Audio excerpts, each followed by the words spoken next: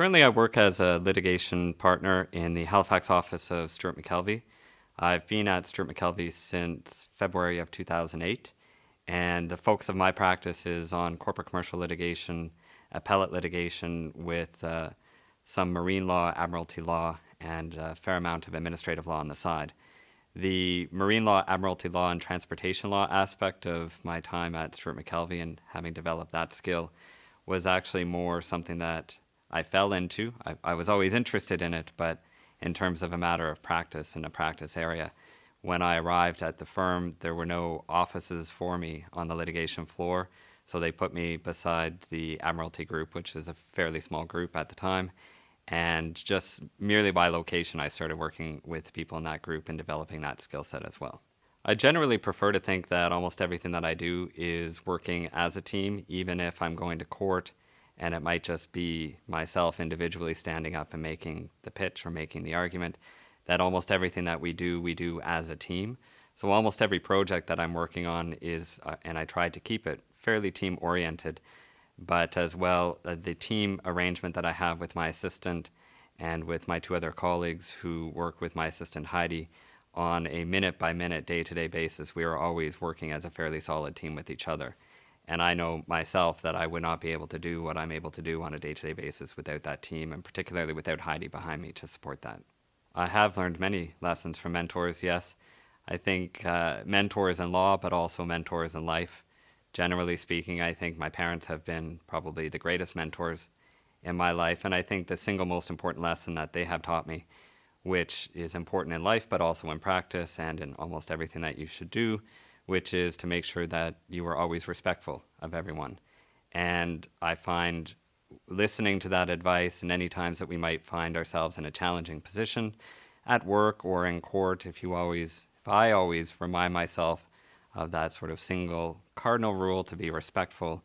that a lot of good things will come from that, even during the difficult times. I was trying to think on my way into town today about some of the more technical legal skills that mentors have provided to me. And really, I wouldn't be able to do anything, beginning from where to go to court, how to walk into court and introduce yourself to court, without having had a series of fantastic mentors all along the way, who have taught me all sorts of things like when to bow, how to address the court, but even the little things that we sometimes forget about that are very important. One that I was thinking of today is to only ever use yellow highlighters, because when you use yellow highlighters, even if it's on the original document, as many people will know, when you photocopy them, you don't see the yellow highlighter anymore. Probably about 5 or 6 years ago, I was approached to see if I would take on a file on a pro bono basis, and it was a file that came to me from a community legal worker at the Dalhousie Legal Aid Clinic, which is a legal aid clinic that I did a clinical term at when I was in law school. And the file came over to me. I took a look at it, met with the client, and thought, okay, well,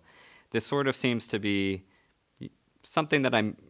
probably generally capable of doing and somewhat similar to what I'm used to doing. It was a claim for an estate and for an amount of money, and so I thought, well, that's going to be fairly easy. And then I didn't really quite realize with the dimensions of the file that were over and above the actual legal intricacies was a real eye-opener to me, and I think a very important eye-opener to me, given that in large part a lot of my clients will be institutions, will be corporations, and there is always at the end of the day sort of a dollars and cents aspect to any piece of litigation. And when I was working on this pro bono file, it opened my eyes to a very important aspect of